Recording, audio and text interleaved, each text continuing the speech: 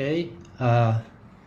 Good morning or afternoon, everyone, depending on where you are following this event. I'm Sebastián Villasante from University of Santiago de Compostela, and welcome to the Small Scale Fisheries Open House webinar to celebrate the World Ocean Week 2021.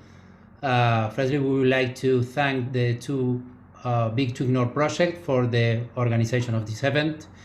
And today we bring the attention to the importance of small-scale fisheries and facilitate a dialogue about rethinking small-scale fisheries under the new normality after the COVID.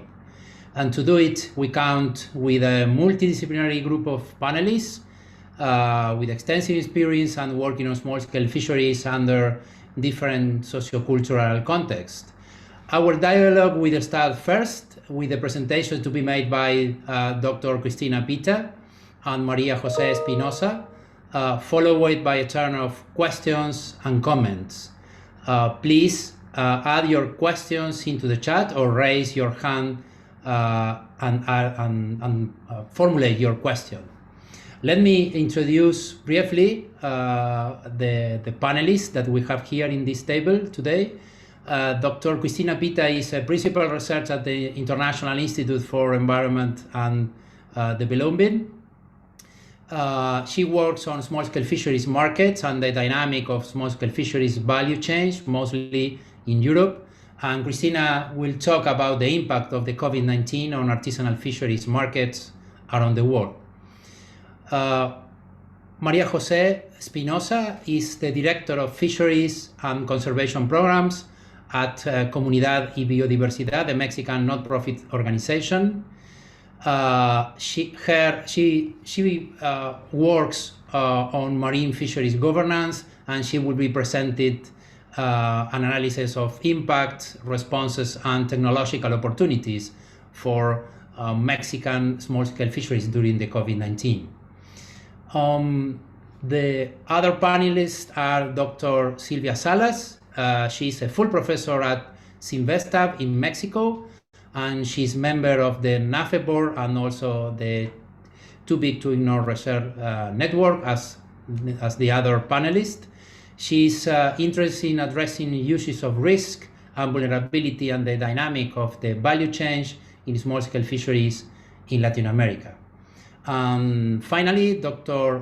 Jose Pascual Fernandez is full professor of social anthropology at Institute of Social Research and Tourism of University of La Laguna in Spain. He has extensive experience in working on governance and commercialization of seafood products from small-scale fisheries. Cristina, Maria Jose, the floor is yours.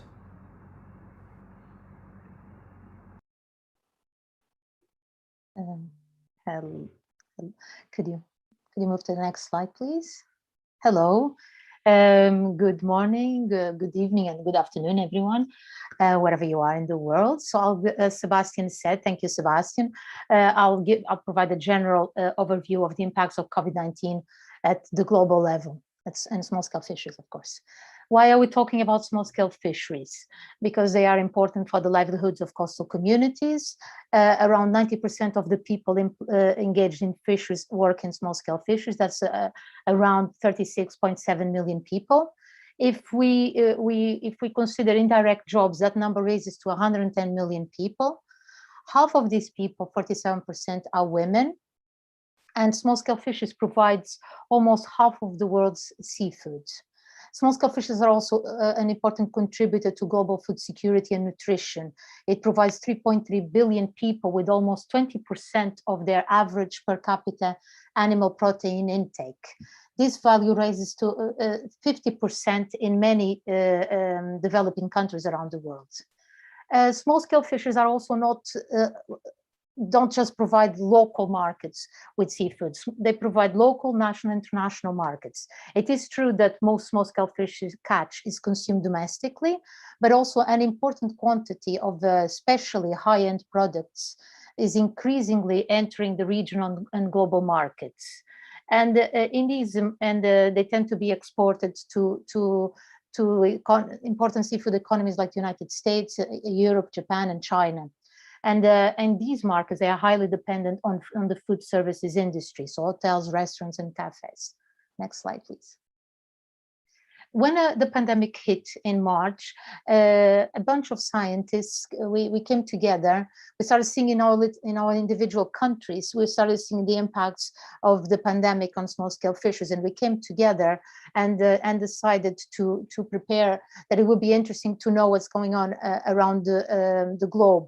And we thought a good way to do that was to have a special issue in marine policy about the impacts of COVID-19 on the fisheries sector and value chains.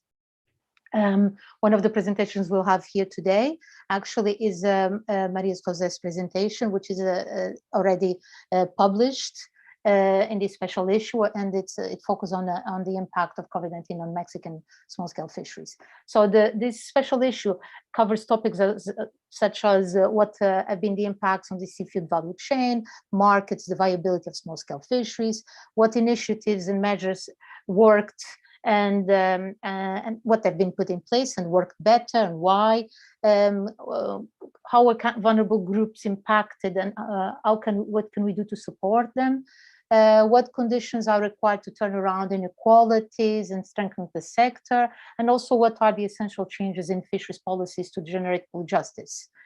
Next slide.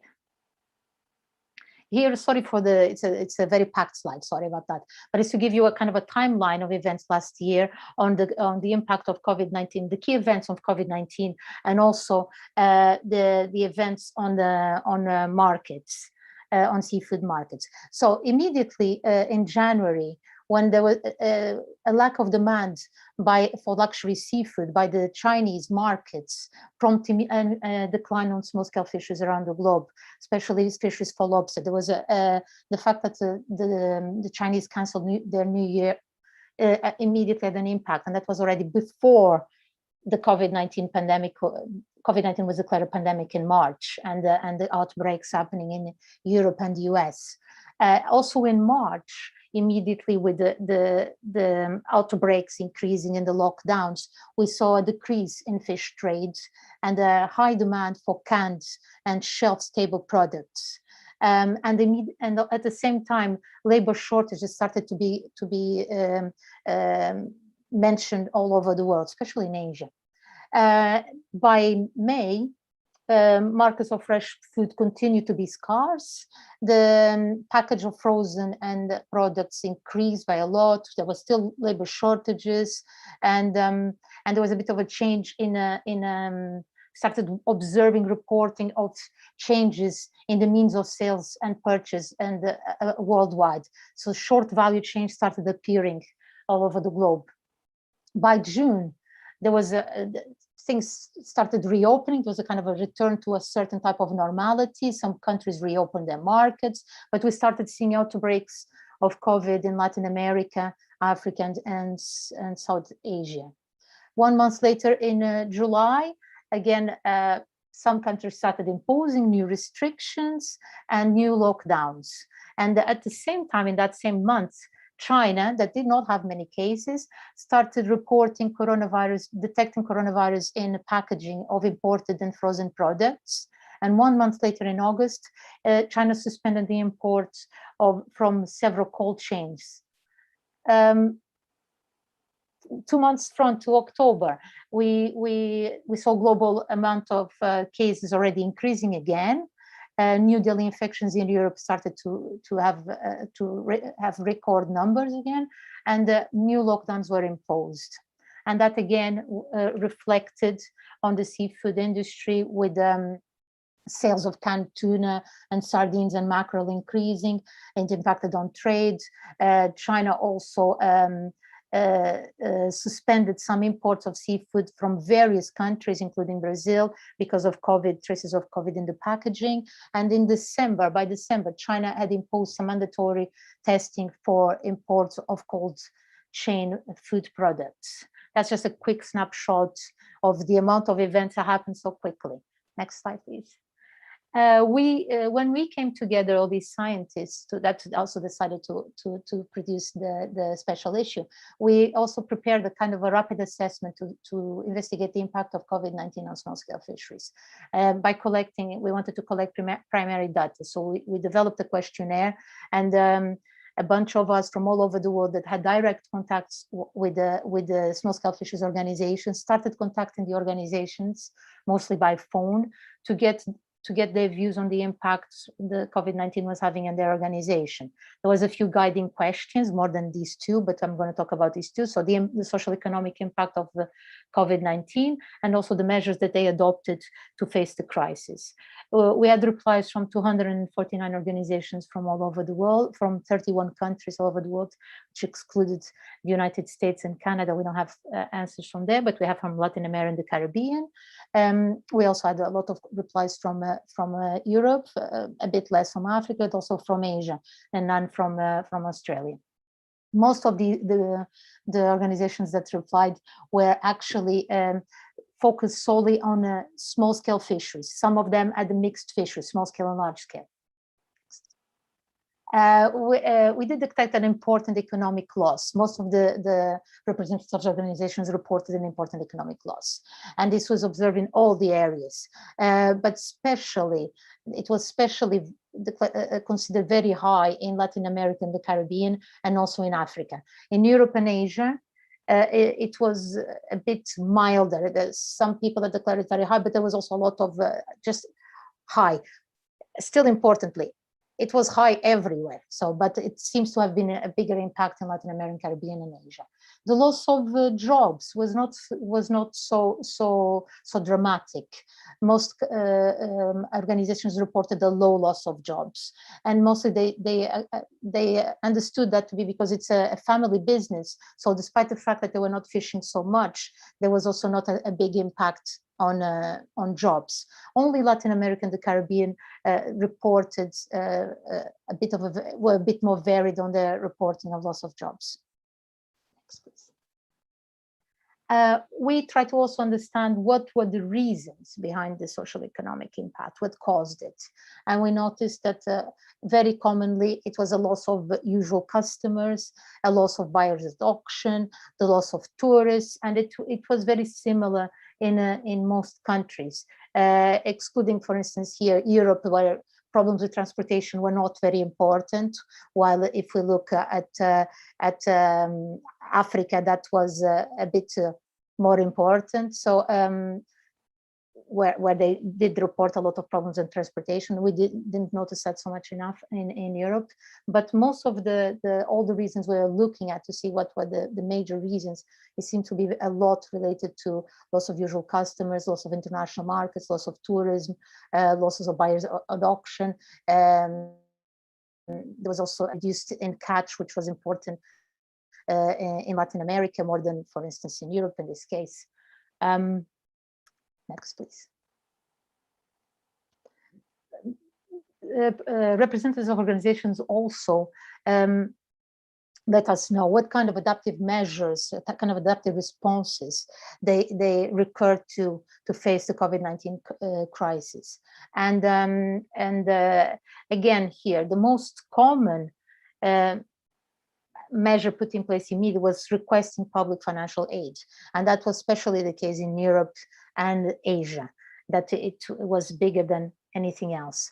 In Africa and Latin America, the Caribbean, direct sales were, it was more diluted and more equal. So, but by far the things that were the adaptive measures most put in place were requesting public financial aid and direct selling. Interestingly enough, in Latin America, direct sales, only ever so slightly, but direct sales actually were more put in place than requesting public financial aid. It was only a tiny bit more, but it was more. Next, please. Now I'm just going to give a very, very quick overview about what happened in Galicia in Spain. And I hope you have questions afterwards, because they would be better put to Sebastian. So Sebastian has done quite some work looking at the impact of COVID-19 on landings by looking at collecting information from 2015 onwards and comparing what happened in 2015, in the period 2015 to 2019, with the period of 2020. And we could clearly see that in Galicia, both landings, both in quantity and value, have decreased in 2020 by comparison to the previous 4 years.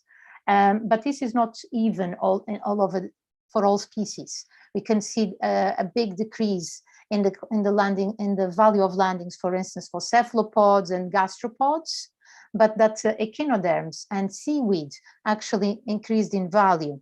And the same can be seen in terms of quantity of landings. Next.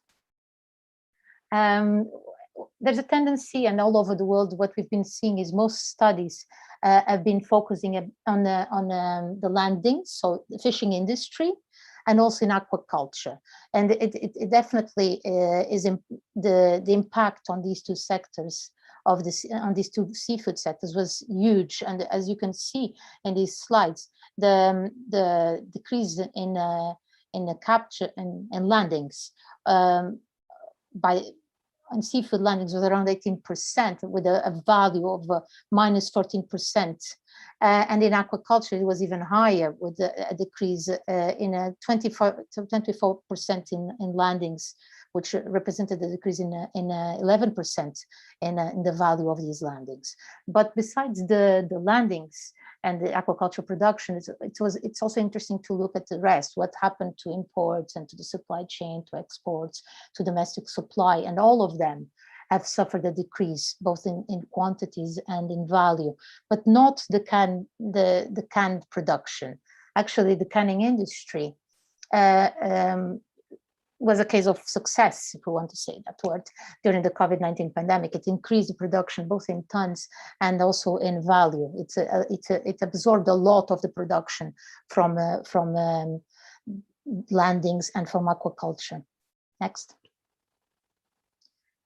Another thing that we looked at was the household expenditure on seafood, and we can see that, and this is a monthly value since 2015. Every month, the expenditure per month, and we can see that the lockdown did cause a decrease in the production, in the consumption of fresh products, the last figure, but the consumption of especially canned products, increased with the lockdowns.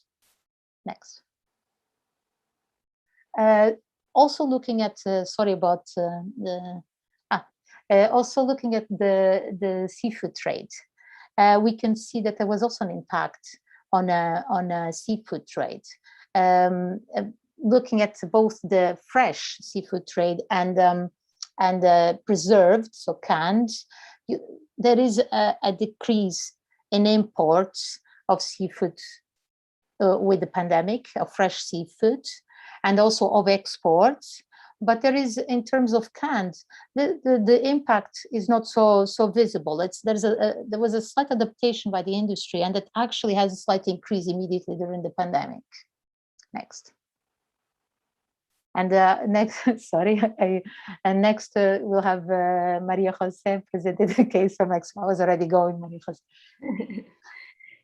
Many thanks, Cristina.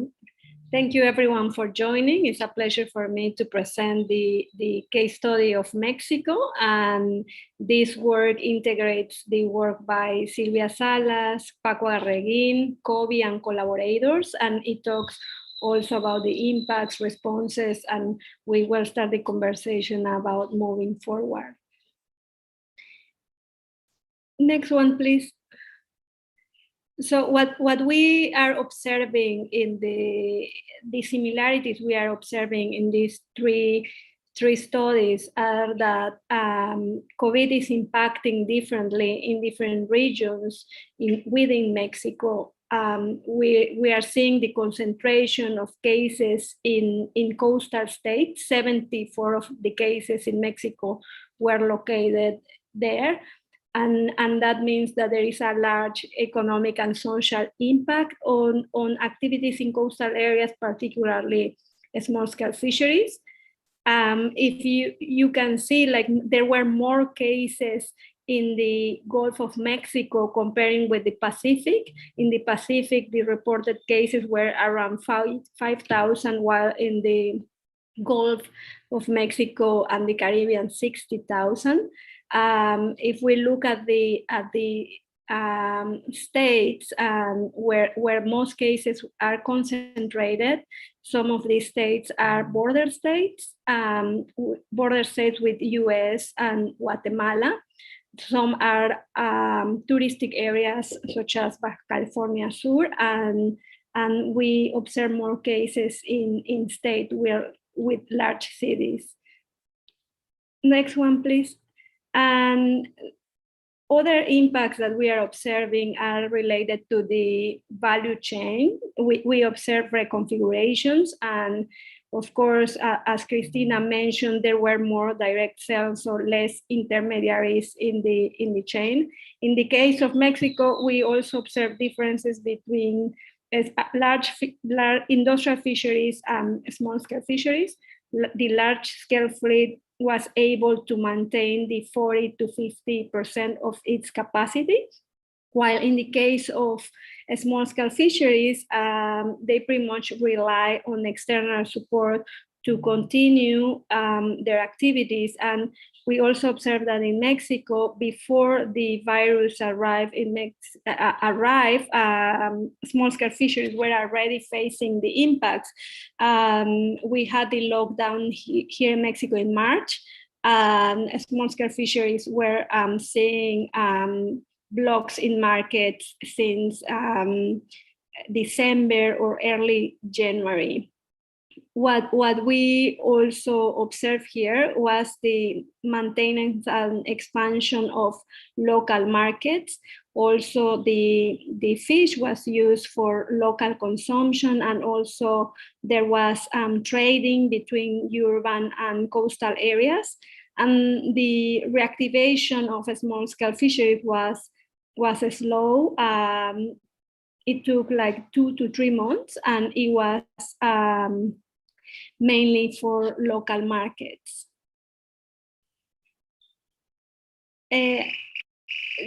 Just to keep emphasizing the differences between areas within a country, in this context within Mexico, the work by Rethin and collaborators are looking at the differences between Gulf of California and the Gulf of Tehuantepee. In the Gulf of California, which is located in the north of Mexico, there is more development, a mix of small-scale and industrial fisheries, and a low poverty index, while in the Gulf of Tehuantepee, there is less development, fisheries are mainly small-scale, and there is a high poverty index.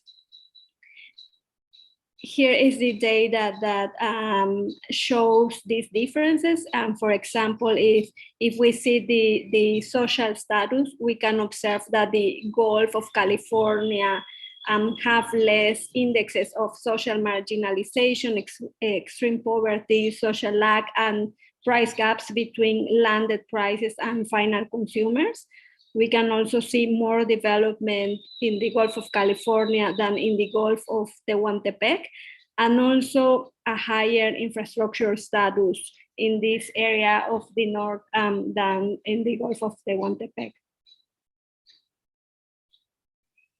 And even before COVID, we observed this price, Regina and Sanchez observed this gap between the landed prices and the consumer prices. You can see that this gap is greater in the Gulf of Tehuantepee compared to the Gulf of California. And the data that was collected from mid-March to August showed that although fishing effort was reduced in both of the regions, the Gulf of California increased the value of the volume, and in the case of the Gulf of Mexico, even the value of the catch was reduced. The next one, please. So this is the work that done by Kobe and collaborators. As Christina mentioned, is published in Marine Policy. You can find it. It's recently published, and we for this work we did a national consultation that was based on around 1,500 interviews to around 400 fishers and 156 fishing organizations. And in addition to the interviews, we did social media monitoring, and this work was focused on local responses and impacts, and also the digital connection. And when we interviewed the fishers, most of them said at the beginning of the pandemic, most of them reported the close of communities, and this was due to avoid the spreading of the virus, given that these communities lack hospital and COVID centers, and they rely on basic healthcare. So the community is closed, and most of the fishers reported to be adopting sanitary measures. You can see in the table that most of them use face masks, hand sanitizer, and social distancing. And after some months, when they opened their communities and started to reactivate their economies, they observed an increasing number of cases. Next one. When we ask about the responses and adaptations to the COVID, most of the people named these 4 options. And one was to change the product presentation. The other was trading food products within the communities and with other communities.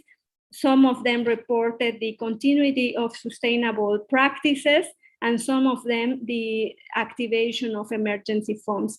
In this work, we observed that most of the responses were associated to the organization of fishers rather to innovation. So those fishers that were better organized had more capacity to respond. And something interesting was that fishers didn't report the digital transition or use of technology as one of the responses, but we did some interviews about the use of technology, and we found that from those fishers that we interviewed, there was a great use of technology to stay connected, to be informed, and to use it for e-commerce. Also that fishers were reporting an increased use of social media and the time online. In average, women spend around 7 hours while men 4 hours. And the most used social media were WhatsApp and Facebook. We can see this quote of one of the fishers that says that I'm coming out of COVID-19, and in these days when I haven't been able to see anyone, my ally has been my cell phone and technology. So it was interesting for us that they didn't report it as a solution or response, but when we asked about this, we saw that they had a digital transition in these pandemic months. And the 93% of the interviews reported the use of a smartphone, 97% the use of social media, 86% of the interviewers reported to feel comfortable with the use of technology, 68% about using technology for e-commerce for buying and selling, and more than half to have access to Wi-Fi. So when looking at this type of responses with the work and similarities with the work done by Silvia Salas, we really started to think that we have to analyze and expand on how reactive or proactive the responses of fishers are. And there are two important variables two important variables to consider when investigating this, and those two variables are the stability and the flexibility.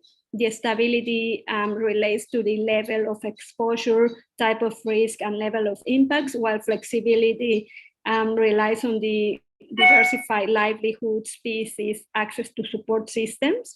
And we can see that fishers really have in the short term, have those that only rely on one species and don't have diverse activities. They are more reactive than they are having more reactive than proactive responses, while those that are better organized with the emergency funds and have diversified activities have the capacity to be more proactive. And we also see the importance of looking at these responses in the long term. So we know that there is a learning process, and resilience is being developed in the small-scale fishery sector from a resistant capacity to a transformative capacity. But we are already seeing that fishers fall in the middle with certain degree of resilient and adaptive capacity in the context of COVID by looking at the several responses that they had towards COVID. Next one, please. We see two sides of the coin here, and that we have to keep in mind for balancing and improving the condition of small-scale fisheries. The fishers are showing adaptation, certain degree of resilience, the technical adoption for connectivity and markets. Here in Mexico, we open a WhatsApp channel and develop an app called Pescadata, and we saw that fishers are going through a digital transition with the support of organizations and academics and other collaborators. We are seeing the reconfigurations of value chains where fishers are selling directly their products, and also the creation or the raising of networks between coastal and urban areas, which have been an opportunity for small-scale fisheries. But on the other side, as I was pointing out during the presentation, we see evidence of inequality among regions, even within the countries, and the accentuation of impacts in poverty areas, as well as the gaps in technology, infrastructure, resources, and financial support, depending on the area where you live. So I will leave it there, and I'll pass the floor to Jose Pascual, who's gonna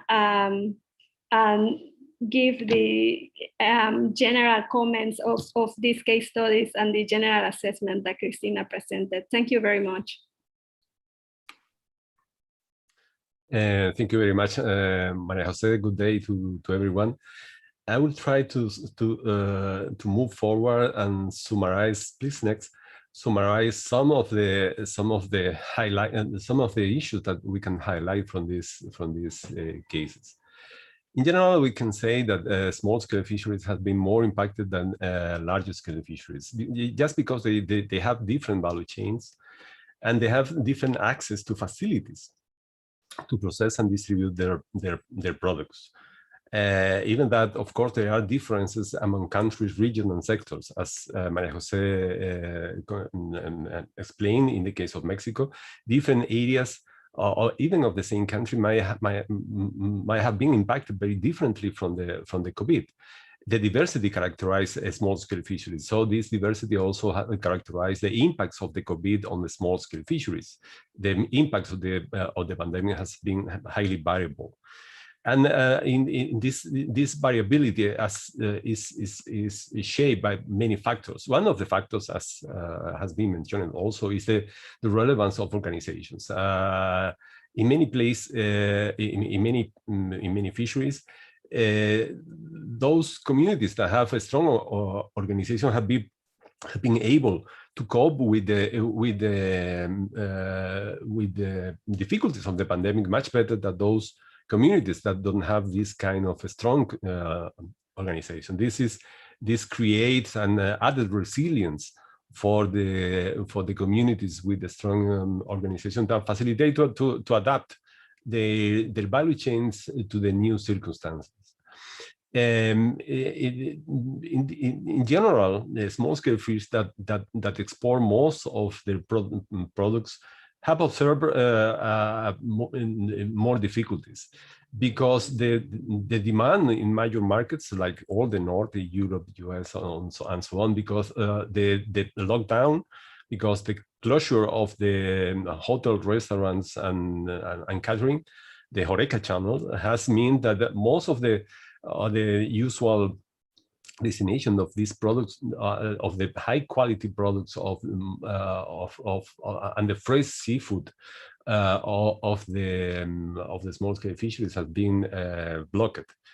So and small scale fisheries usually do not have the same capacities to preserve fish. They don't have infrastructure for fast freezing or even for freezing.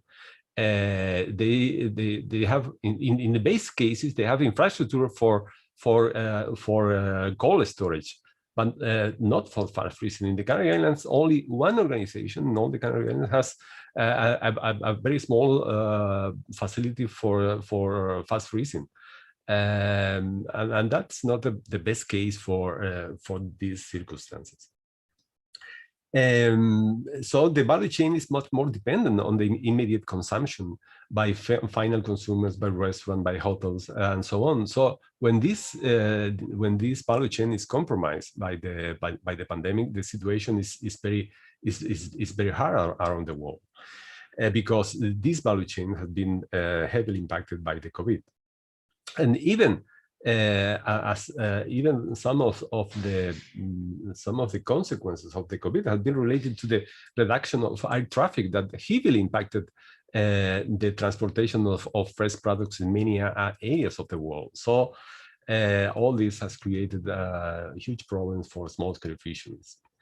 And besides that, in many cases where the consumers have coped with a lower purchasing power, and in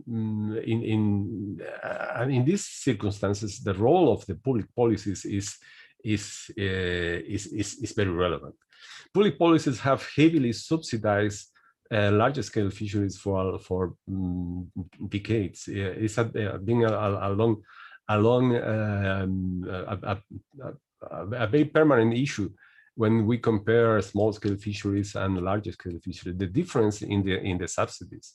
Perhaps it would be just that in these circumstances that the state take a closer focus on how to improve the value chains of the small scale fisheries, facilitating the access to markets and creating the basic infrastructure that is necessary for increasing the resilience of the value chains related to small scale fisheries. This pandemic has evidenced how fragile are most of the value chains that depend on long distance markets, how weak are value chains that depend on the HoReCa channel, and the need to improve the direct marketing of fish and the role of organization in these tasks wherever possible. So we need to look for opportunities to improve the social resilience and transformative capacity, because COVID is not gone. The fisheries sector needs to move forward under an uncertain context, especially in the countries where the vaccination is delayed. That is most of the world. And it's necessary to improve the capacity to cope with natural hazard like this pandemic. Next one, please. The pandemic impacts of small-scale fisheries can be analyzed as a set of challenges, but also of opportunities. The analysis of these processes need to take into account the multidimensional structure of fisheries and value chains. It's not possible to understand seafood extraction dynamics without considering the consumption of the catches. And between these two, the processing of the fish and the distribution in the markets, in more or less complex value chains, need to be considered. In this context, it's necessary to take into account what elements or actions have the capacity to transform some or improve some of these value chains. What is a capacity to refocus at least some some features in these dynamic systems to increase local demands and markets? This focus on local demand, fish demand and markets is to understand is very relevant. It's not a good idea to export most of the local production, as happens, for instance, in my case, in the Canary Islands, and buy most of the fish, most of the seafood that is used for consumption from abroad. It's completely crazy to export most of the catches and import most of the fish that they use for local consumption. So this needs to be changed somehow, and this is not only related to the challenges imposed by COVID pandemic. It's related to more general issues of the need to create city region food systems that integrate the local production with the local consumption in a high degree that is usual nowadays. This, of course, these challenges is not easy and needs cooperation at different levels, at local, regional, national, and international. Even that some kind of cooperation in this realm are not easy, because there are many actors that are taking a role in these value chains that might resist the change in the value chains. And in this context, I guess that fishing-related institution related to fishing communities need to be strengthened, and need to adapt innovation to the particular case, innovation that need to be designed and implemented, thinking in the specific cases, and adapted to this to the circumstances of each region and food system. And of course, this needs financial support and an adequate use of technology and the evidence provided by research and the academics. In general, we can say that improving equality and equity should be the overarching value of this transformation. The current situation of small-scale fishing communities is highly diverse, but in many cases is not in the best shape. The analysis of the Mexican case has demonstrated this diversity, and the reduction of these differences should be a priority. Furthermore, respecting the resources, respecting the environment, and respecting the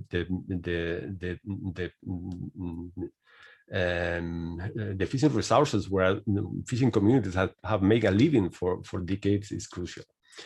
And also, of course, livelihood diversification need to be considered in this context wherever convenient. And now I give the floor to Silvia Salas to complete the comments to the session. Silvia, you have the floor. Thank you. Hi, thanks, Jose. Next, please. Well, as you have seen, we have been interacting through almost a year and trying to put together all these ideas, results about the impact of COVID during the pandemic, which is still around. So it's not gone, the challenges are still there. And what has been evident through all this process, and has the colleagues have shown, is that it make evident inequality within the sector and within regions. And that shows the vulnerability of the small-scale fisheries. So that vulnerability is placed in different sectors at the sanitary level, harvest, post-harvest, interaction with institutions, and markets, especially with markets. And if it's clear that the people have been adapting and the technology has shown the opportunity to move forward, there are still many, many issues to address. So what I'm going to do now is, in this interaction that we have been having it with the colleagues, we have a lot of questions, and maybe you people in the audience have that questions, and fishermen and people involved in the sector have many questions. So especially in terms of equity. So we are going to pose these questions, and we want you to post your own questions here. So this is like just think that you are having coffee with friends. So next, please. So I'm going to be posting some questions and addressing to my colleagues, and all of us are going to try to make this discussion like just having a chat cafe. So one of the inequalities, the first one, that we just wonder, we don't have the same opportunity for vaccinations. So most of the countries have placed more attention into sanitary conditions because they need to control the pandemics. The economy has been affected, but if the pandemic is not controlled, then it's going to be a cycle that cannot be closed, and is what we are seeing currently. So one of the questions that we were wondering is, what is going to happen with this imbalance in access to vaccination? And if people can get more confidence, once they get the vaccine, can they get more confidence and start moving? And what is going to happen? It's really going to improve the economy. So Jose had been posting the issue that many, and Cristina too, many developing countries are providing the product for export and sending to developed countries. So, but that is more limited now. So people are moving to local markets. But what is happening? So I would like to pose these questions for my colleagues, and maybe some of them can address. Cristina? I can maybe chip in here. I do. I mean, I'm sure I'm not. I'm sure there's greater minds than me that think the same. That definitely this uneven vaccine rollout is bound to have an impact, especially because one of the most affected industries with the pandemic is the tourism industry. And many places, for instance, around the Caribbean, that did not actually have a big impact of the COVID-19 pandemic, they still are struggling economically. They're struggling a lot because they don't have tourists, and with the impacts that can be quite nefast impacts into the future. Despite the fact they don't have a lot of cases, they don't have people coming to them. They depend on these people for their jobs and for their livelihood. The fishing industry tends to sell to the restaurants locally, or they export some of their goods. So potentially the ones that are doing better in the fishing industry are exporting, so, or selling to the local HoReCa channels, to restaurants, to hotels. And without the tourists, that the way it's looking, it's not going to happen this year, that we're going to start traveling and visiting other countries. It will have a big impact, because impact already comes from last year. It will continue this year, and who knows into the next. So that's this, for me, this uneven rollout of vaccination is an interesting thing that we should all be looking at. Also because it will cause, but because the odds are lots of the countries that are already vaccinated, and I'll give you an example. I'm in the UK, and the UK being an example of that, is going to try and close themselves in themselves and not go anywhere or let anyone come in. There's the risk of mutations. People are afraid of mutations. You don't roll out. This is a bit like climbing a mountain. You are as fast as the slowest climber. So you are here as fast as coming out of this pandemic as the slowest country coming out of the pandemic. And this is also an issue for me of equity, the issue of vaccinating the entire world. It goes a bit beyond fisheries and a bit of an obligation, but it is something that I'm sure will have a huge impact into the future of some fisheries recovering. Yeah, it just, what is happening, for instance, around here is that people who have the capacity, monetary capacity to travel, that at the border of the states, there is now tourism for vaccination. So you go and there is just generating an income for the region, and if you have the money, you can go, you have the areas for vaccination, and you just have money and you just providing money to the area. That is not possible for all of the people. And what I think another issue that has to deal with vaccination is that this is a global problem. And the fact that people don't get vaccinated in developing countries or in some areas that are providers of seafood, it's going to impact developed countries. But it seems that the perception is not global. It's a context of almost like war, everyone trying to protect their own context.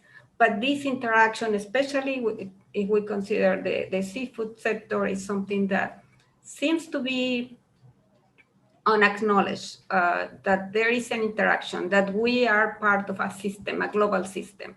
And then if there is an inequality in this process to recover, it's going to affect the whole system.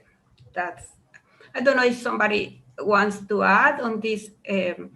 We are trying to move around with questions. So the audience also, if you have anyone who has a question or a comment, can raise your hands and we can give you the microphone, not the video, but you can speak also.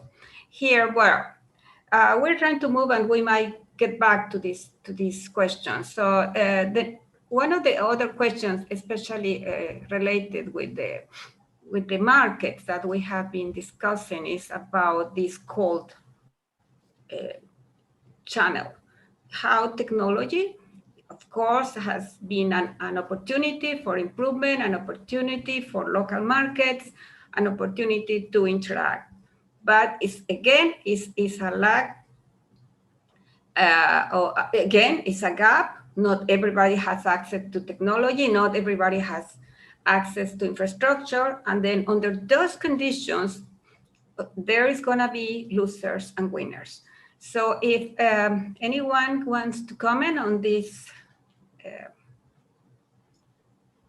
issue.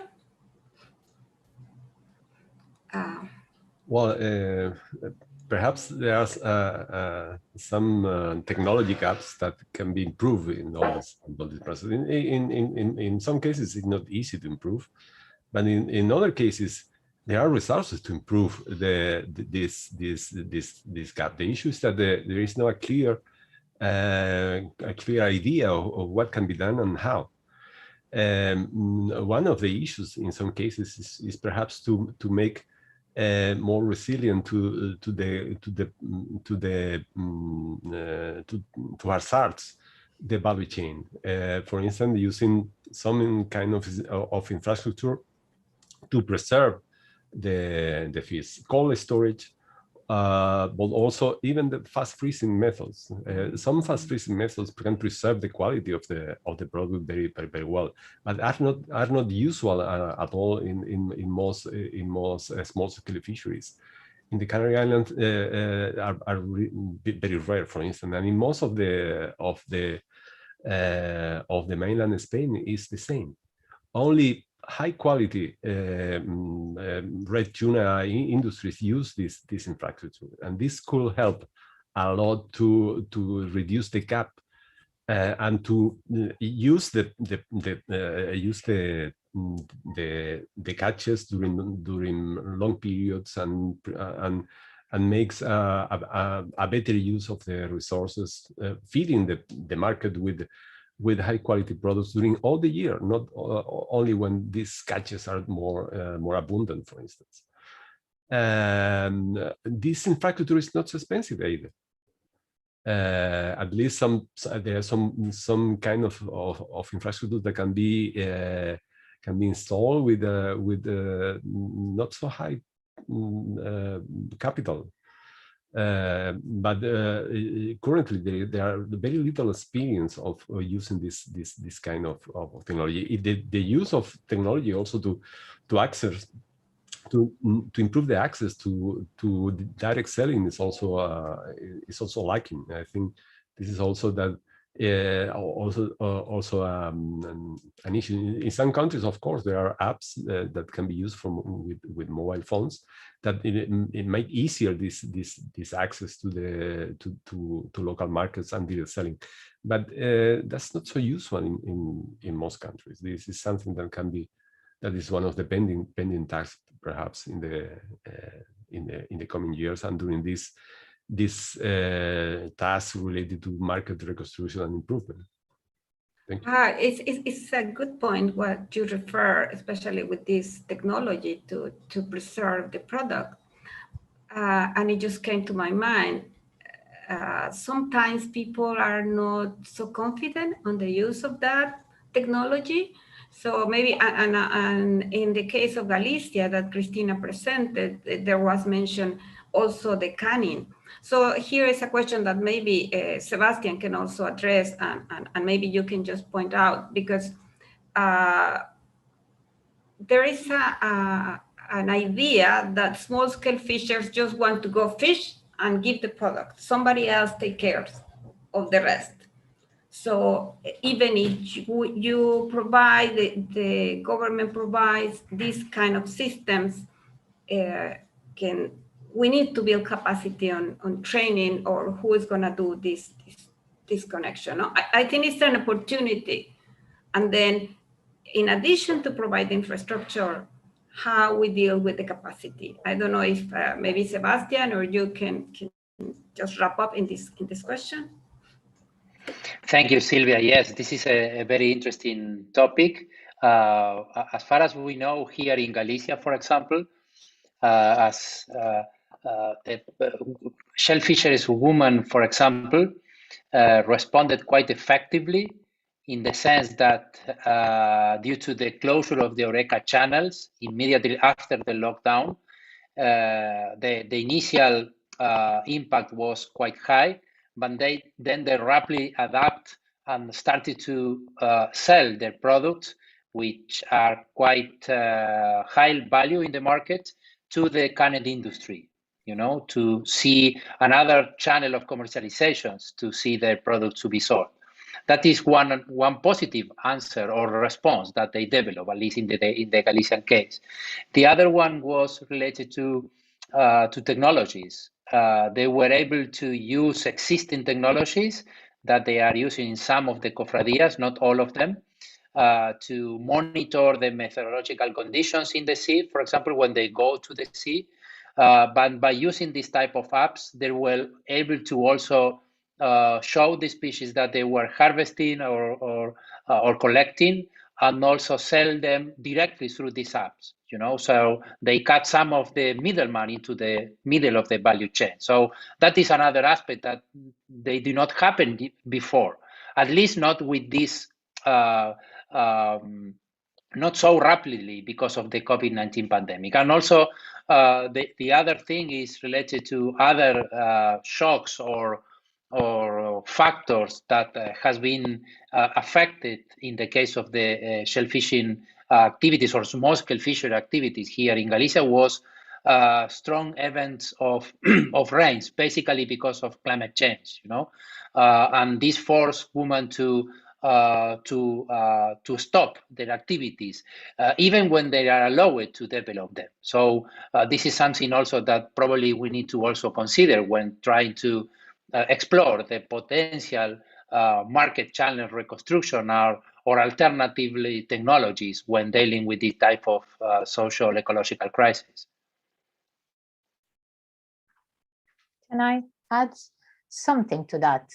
I think one of the issues that, because we're always talking about, and this also is for me interesting if the public wants to come in, we're also always talking about small-scale fishermen, so small-scale fishermen, true.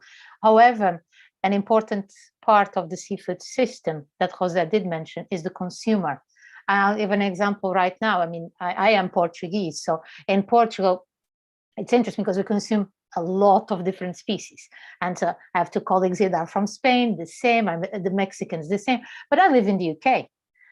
British people eat 3 or 4 different species all the time, which is immediately a problem. And this is not just COVID, this is a general problem.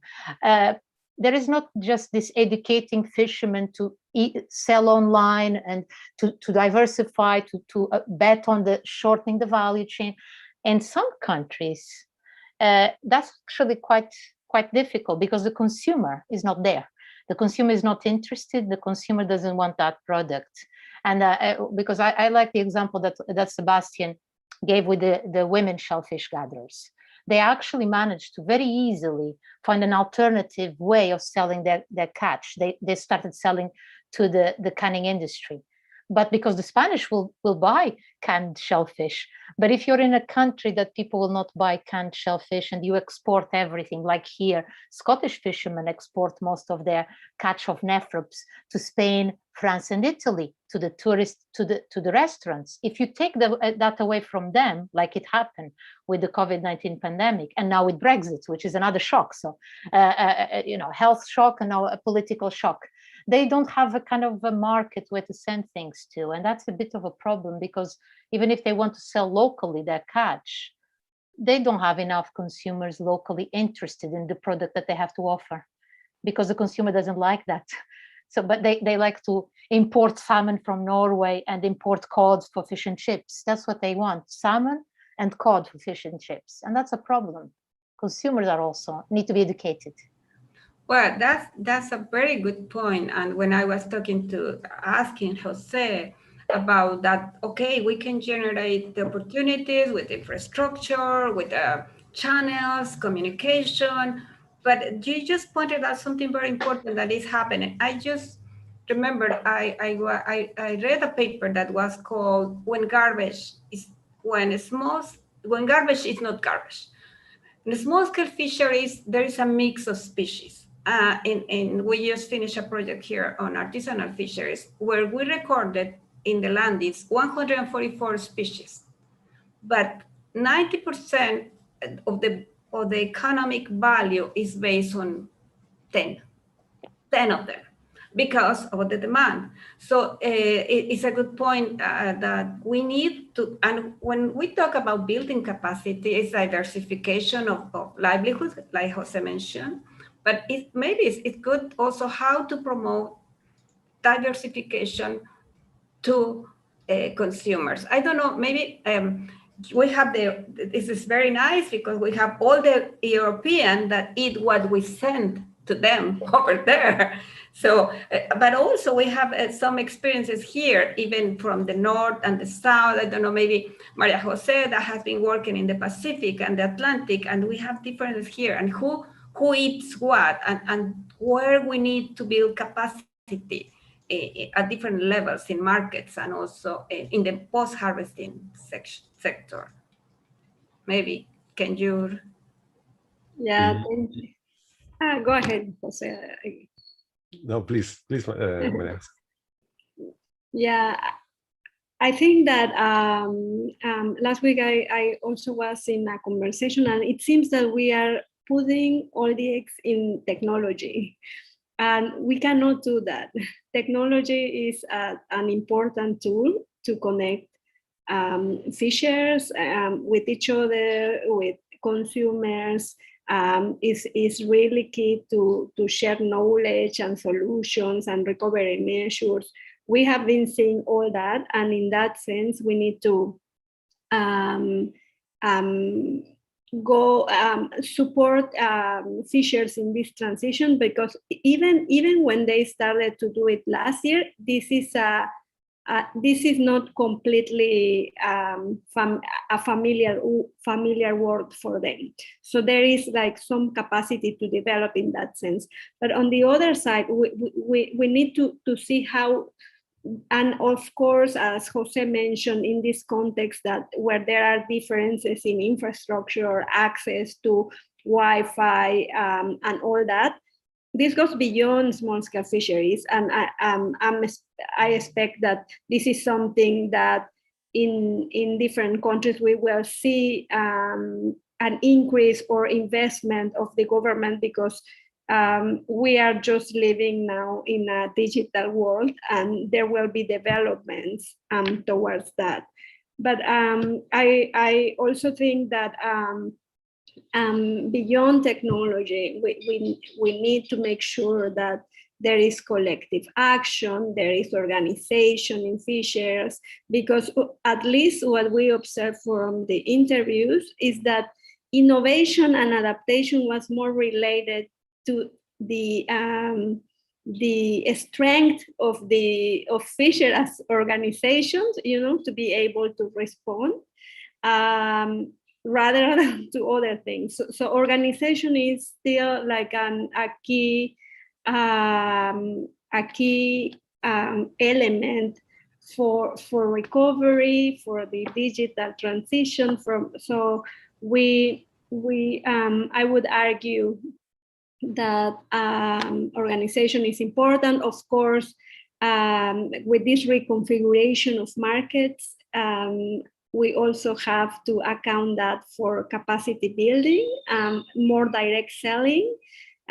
So there is selling and customer service that capacities that will be important to work with small-scale fisheries, because in the small-scale fisheries we are working with, we see that by nature they have this capacity to sell, to convince you that is a fish that was caught like this and is yummy. But I think that there is this giving like skills for them to be able to connect and sell their products with these markets with less intermediaries.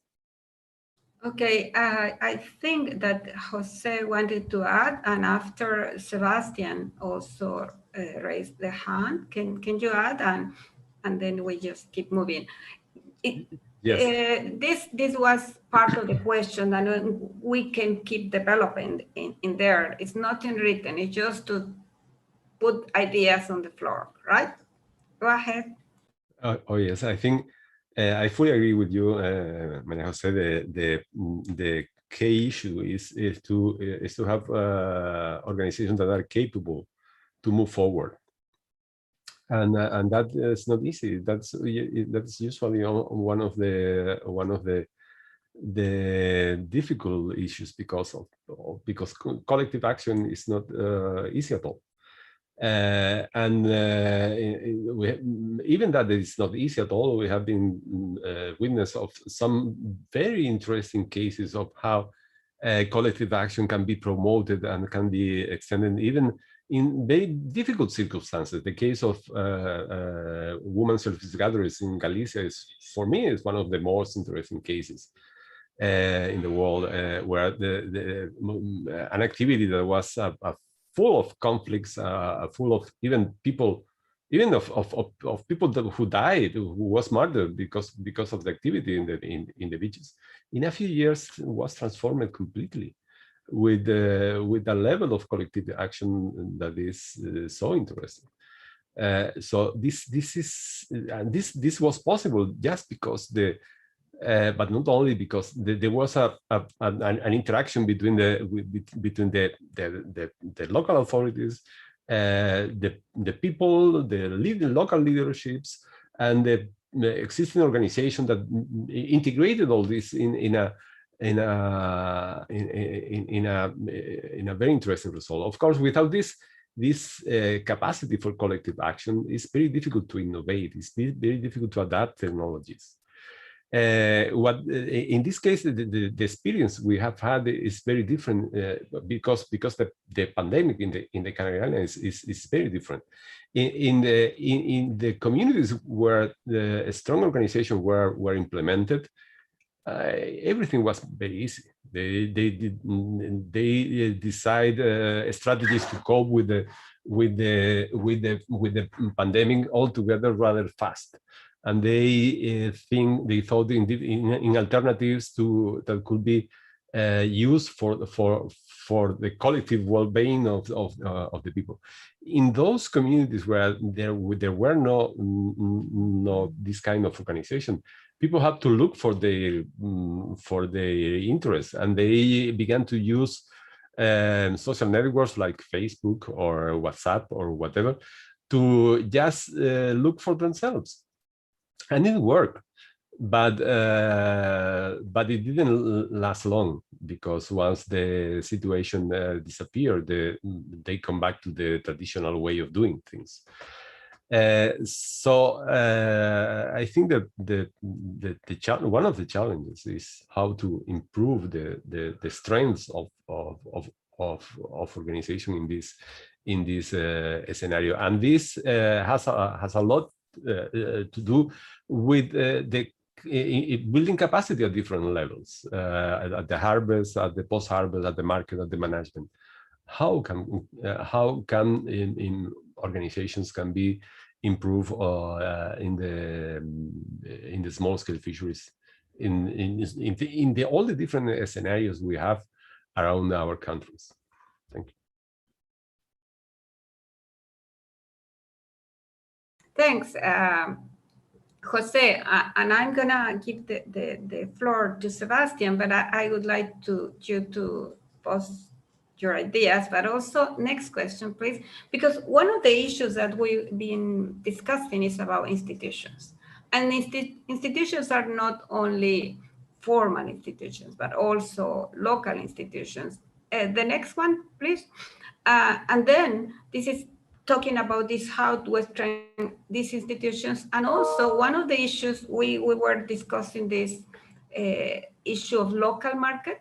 And then it came the discussion about this local market can be facing problems with traceability, informal market, or how we deal with that. And it's also dealing with institutions, because there are people, there are institutions that are in charge of that. So I just wanted to put together this, because we are moving towards these ideas. And I don't know if Sebastian wants, you want to go ahead, and then maybe Cristina also and Maria Jose can talk a little bit more about this issue of strengthening institutions. Sebastian? Thanks a lot, Silvia. Yeah, my point was exactly to this connection around how we could probably strengthen local institutions in connection with value chains of small-scale fisheries. Jose pointed out the topic of shell fisheries here in Galicia as an example of a successful transformative change. We were discussing with several shell fisheries women here during the pandemic, and after discussing and dialoguing with them, we realized that even they have been not developing a strategy to diversify their products. On the opposite, in the 80s here, a non-native species, a Japanese clam, has been introduced into the Galician bays in order to satisfy the local and the Spanish demand of this type of species, which are really valued in the market. But after that, in the 80s and 90s, approximately, these invasive species represent more or less 20% of the total production of all of the shell fishing activities here in Galicia. And now we represent around 80%. So they have been developing a strategy which has been successful in terms of, improving and having a more social cohesion within the internal organization. But from the market perspective, probably one of the aspects that is still a bit fragile is to focus on from the market perspective, to focus on probably one of the key species that is more resistant to climate change impact, and also probably because it's large, for consumers, and consumers are able to pay a bit more. For example, during Christmas, this Japanese, which is now recognized as a local species in Galicia, for not only for consumers but also for the producers themselves, has been valuing the market at around 32, 33 euros per kilo, which is the highest price in the last 30 years. My point is that probably one of the things that this pandemic probably tell us, or probably help us to better understand, is that sometimes there is a decoupling between the improvement of fisheries organization and how the market evolve over time. And this is, at least in the Galician case, this is something that this is happening right now. Thanks, Sebastian. We are just like getting close to the time to wrap up. I would like to add the final, and then we can just start to discuss everything, because I want to place more emphasis in what we mean with blue justice. This panel is part of a session that is addressing inequality, blue justice, and how we can move forward given all this vulnerability that small-scale fishers are exposed to, and how we can deal with that, how we can strengthen organizations and build capacity. And something that Sebastian brought up that is very important, and it has been calling more attention, is regarding the role of women into the fisheries. And also, it's very important for the recovery plan. In many countries, they are giving more support. They think that women, some regions are giving more support to women because they believe that they are the one that can put forward for recovery plan. So I'm gonna give the floor to Maria Jose and then Cristina, trying to be brief. So we are just getting to the end of the session. We will never end discussing this. There are very, very interesting and relevant issues, and we are trying to wrap up. And the idea is to keep interacting and working in these relevant issues. So go ahead. Thank you, Sylvia. I believe that women are key to this recovery of COVID. And as Cristina mentioned in the global assessment, around 47% of the workers in the whole value chain are women. So they can bring the additional perspectives to the recovery and to fisheries management. In COVID, we are also seeing youth as a strategic actor, because at least in Mexico, recent studies show us that they have connection to use technology, higher education. They conceive themselves to as part of the fishery.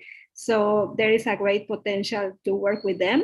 In terms of technology, I would say that it's very important to consider these digital gaps, to include them in all projects, and also the issues of data sovereignty, the rights you have for your data. In many of the apps we use, once you enter, you pretty much expose all your data and you start receiving. So how can we build digital ecosystem based on ethics, so for the data of fishers to be protected and all that. I leave it there and I'll pass the floor to Cristina. And thank you so much, everyone, for being here. The issue of women, as Maria Jose said, half of the small-scale fishermen, they were heavily impacted by COVID-19. They are the hidden sector, the hidden harvesters. In general, they're not accounted for. So even in the countries, like most countries did put in place social security and financial aid packages, but most of this didn't drop down to women because they couldn't, because they're not registered, they don't count, they couldn't even apply for the money. which had a tremendous impact. And I've been working with some people in Africa, and it was incredible there. I mean, the most of these women, they live from daily buying fish at the beach and going and selling the fish. Men were not going out to fish. They couldn't buy the fish. The fish was scarce quantities, very high prices, so they didn't have the money to buy the fish. And then they also couldn't go and sell the fish to anybody, because most people did drop a lot on their purchasing power. And also a lot of countries, when they put measures to avoid movement of people, they really avoided movement of people. You couldn't move from A to B or leave your area. And that meant that they couldn't sell the fish. And that has resulted in a huge problem of poverty in some countries. And the World Bank predicts that as many as 151 million people will fall into extreme poverty by the end of 2021. That's a huge problem in terms for food security. And a lot of these are in extremely poor areas of the world already, and some in coastal areas that are far away from cities, so they're already vulnerable in themselves. And that's something that we should be paying a lot of attention to, and action needs to happen fast. And I'll thank everyone for coming, and please engage with us, because we're looking for lots of people from around the world to tell their stories about what's happening in their countries. Yeah, that's a good point that you mentioned, Christina. We want to keep building on this. Wrapping up, we have been showing the impacts at the global level, the case of the very important markets in Europe, like the Galician. So even us in Latin America send a lot of products to Europe, and Spain, Italy, and are some of the most important markets. It has been shown the reconfiguration of value chains, but still a lot needs to be done. Has COVID still here? Sanitary problems, inequality, unbalanced conditions for sanitary and vaccination. We also have the limitations in infrastructure, technology, and the traceability is still a problem, because also the markets that demand, the markets, the exports still there, and they are demanding for better conditions, and we have to deal with that. We have to also pay attention on how women and men can interact and improve their conditions to reveal the situation of the fishing sector, and how the institutions, formal institutions, government institutions, but also fishing organizations can build capacity. We cannot, I have heard that a lot, and I agree totally. We cannot move back to the way we were. We have been in crisis, in fact, and then people have been moving. So it could be good how to keep moving forward to reduce this inequality. And another issue that Christina mentioned, that the World Bank reported an increase in poverty. Something that also has been reported is that the middle class have lost a lot of power. And those are very important consumers for the fishing sector. So there is also, we should try to address all the components and build capacity also at the academic and research level. And this is the idea here. We invite you to contact us. We invite people that are working in these relevant issues to construct, to keep addressing, and if you have any case study that we can build, even that the special issue that Christina, Sebastian, Jose started, and also Maria Jose with the organization of COVID have published a paper. We still have a lot to build, and we hope from this panel also to keep building. And we want to thank again to TVTI for the opportunity for us to interact here with all these ideas, and we welcome anyone. If you want to raise your hand, we are closing, and any question or comment, or if any of you have any comment, colleagues.